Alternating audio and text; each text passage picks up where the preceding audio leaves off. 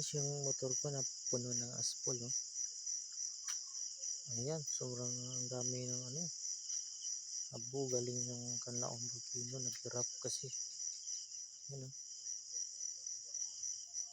Grabe, sobrang layo na rito sa Iloilo, pero umabot dito yung aspol ng Vulcan Canlaon. Ayan.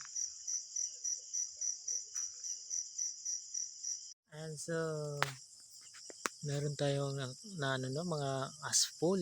Yan, oh. Pumapatak dito sa sa may labador na may damit. Yan, kita nyo. Aspol sure to, oh. Yan. Yan, oh. So ngayong gabi, no, ito yung mga nataan natin, no. Andito po tayo sa sa